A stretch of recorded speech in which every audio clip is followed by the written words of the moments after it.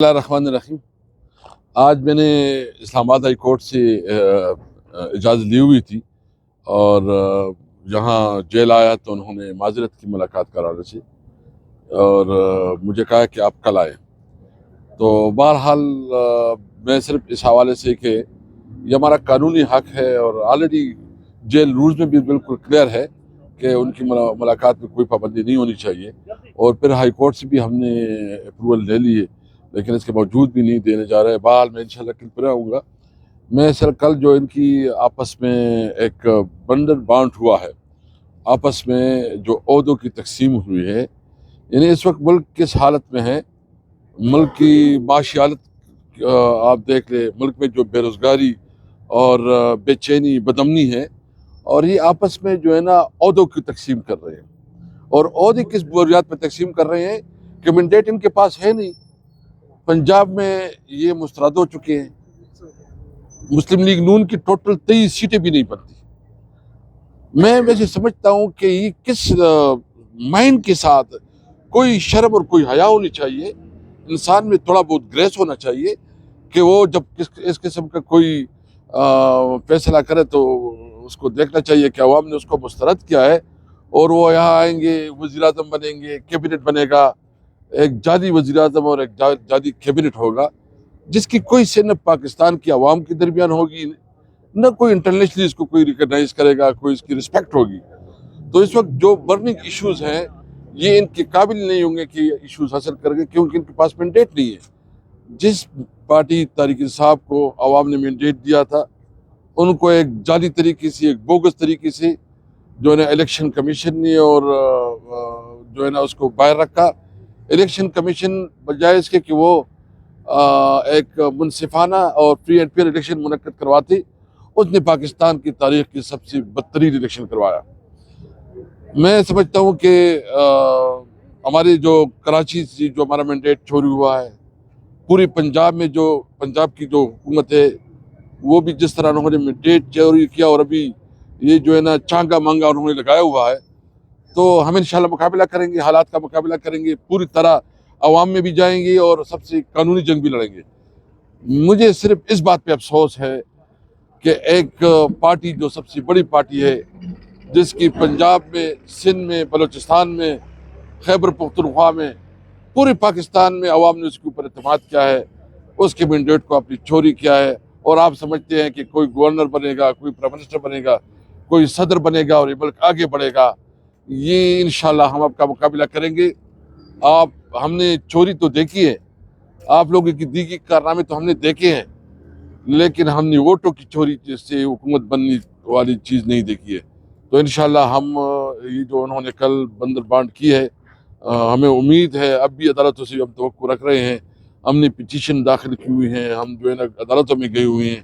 تقریباً ہمارے اعداد و شمار کے مطابق ٹوٹل سیٹس ہمارے 180 نیشنل اسمبلی میں بنتی ہے، اور تقریباً 220 جو ملا کے جو وہ بنتی ہے ہمارے پنجاب میں، اور کے میں بھی ہماری حکومت بن رہی ہے۔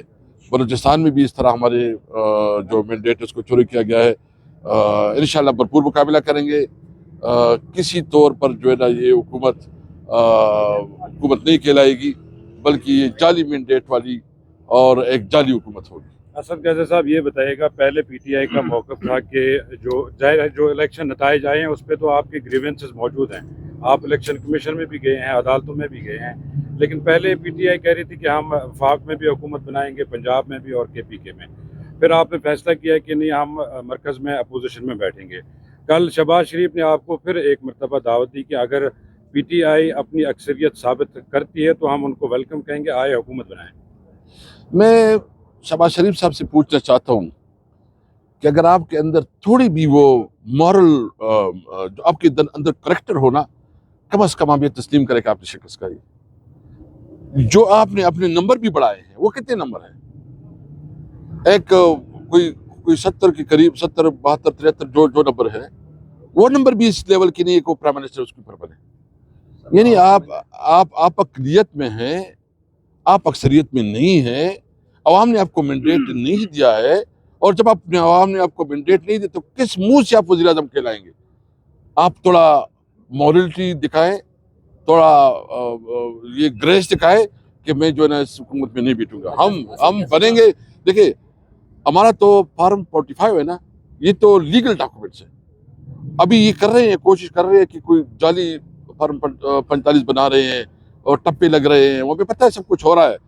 لیکن اس کے باوجود جو فارم 45 ہے اس کے مطابق جو ہے نا, ہم نے تو سپریم کورٹ سے مطالبہ کیا تھا, اور اب بھی مطالبہ کر رہے ہیں کہ برائے کرم اس ملک پہ رحم کریں.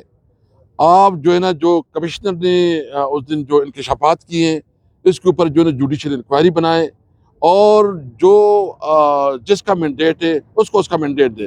یہ ملک تب آگے بڑھ سکے گا اگر آپ جعلی مینڈیٹ والے لوگوں کو, جس کو عوام نے مسترد کیا ہے, اس کو آپ بٹھائیں گے تو وہ کیسے ملک کے مسائل حل کر سکیں گے.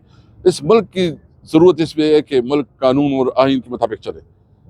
اچھا, آپ نے کمشنر راولپنڈی کے بیان کا تذکرہ کیا, اور آپ کی جو لیڈرشپ ہے وہ یہ کہہ رہی ہے کہ اب بھی پورے ملک سے 100 لوگ ایسے ہیں جنہوں نے پاکستان تحریک انصاف کی جو اس وقت قیادت ہے ان سے رابطہ کیا اور دھاندلی کے حوالے سے ان کو آگاہ کیا ہے. مزید بڑے نام بھی سامنے ہیں. کون کون سے ایسے نام ہیں جنہوں نے دھاندلی کے حوالے سے اعتراف بھی کیا, وہ سامنے آنے جا رہے ہیں؟ دیکھیں اس وقت تو جو جرت کر رہے ہیں, جو بہادر ہے, آپ نے دیکھا وہ اسسٹنٹ کمشنر نے بھی ایک ویڈیو آپ کی نظر سے گزری ہوگی, اس نے بھی اگر کوئی کسی کو نظر نہیں آتا اور کوئی جو ہے نا وہ آنکھیں بند کر لیتا ہے تو اس کا کیا کیا جا سکتا ہے.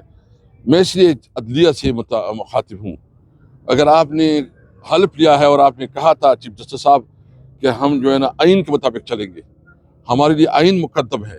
جب آپ کے لیے آئین مقدم ہے تو آپ کے لیے ٹیسٹ کیسے انتخابات کی پروب کرے, اور جس نے مینڈیٹ چوری کیا اس کے خلاف جو ہے نا قانونی کارروائی کرے, اور جس کا مینڈیٹ ہے اس کو اس کا مینڈیٹ دیا جائے. اسد کیسا صاحب یہ بتائیں کہ پیپلز پارٹی اور مسلم لیگ میں جو معاہدہ ہوا ہے اس میں پیپلز پارٹی نے وفاق میں کوئی بھی وزارت نہیں کی, وزارتیں لینے سے انکار کر دیا ہے. آپ اس کو کس اینگل سے دیکھتے ہیں؟ دیکھیں وہ ان کے آپس میں ہیں, وہ سمجھتے ہیں کہ اس کے پاس بڑے بڑے آفس آ جائیں اور وہ ریلیکس ہو کے انجوائے کرے اور پھر ووٹ دیں گے, پھر عوام کو کہیں گے کہ دیکھو ہم تو حکومت میں حصہ نہیں ہے. بھائی کیسے حصہ نہیں ہو, تم اس کے ووٹ پہ جو ہے نا صدر بنو گے, تم اس کے ووٹ پر جو ہے نا سینٹ چیئرمین یا اسپیکر بنو گے, اور وہ تم دونوں ایکول. یہ پی ڈی ایم 2 ہے. پی ڈی ایم نے 16 مہینے اس ملک کو کنگال کر کے رکھ دیا. بدترین معاشی پالیسی. یہ جو فائنانس منسٹر ہے اسحاق ڈار, یہ اس وقت بھی فائنانس منسٹر تھا اور اب بھی فائنانس منسٹر ہے. تو میں سمجھنا قاصر ہوں کہ وہ کون سا فارمولہ ہوگا کہ اس وقت جو ہے نا اس کے پاس وہ فارمولہ نہیں تھا, وہ اس طرح ابھی نیا فارمولہ اس کے پاس آ جائے گا, وہ کوئی بڑا کام کر گیا. دیکھیں ان کے پاس منصوبہ ہے, یہ ڈیفیٹڈ ہیں, سائیکولوجیکلی انہوں نے شکست مان لی ہے, اور انشاءاللہ مجھے امید ہے عمران خان جو ہے نا اب اس کو مزید جیل میں نہیں رکھ سکیں گے. ہم بہت جلد دیکھ رہے ہیں کہ انشاءاللہ تعالیٰ اس ملک میں جو ہے نا عمران خان اس ملک کا وزیر اعظم ہوگا. جو اگر عدلیہ نے, میں سمجھتا ہوں کہ اگر عدلیہ نے جو میرٹ کے مطابق فیصلے کی تو انشاءاللہ تحریک انصاف کی حکومت اس ملک میں آئے گی انشاءاللہ. اچھا, آپ نے مرکز میں تو اب اپوزیشن میں بیٹھنے کا فیصلہ کیا ہے.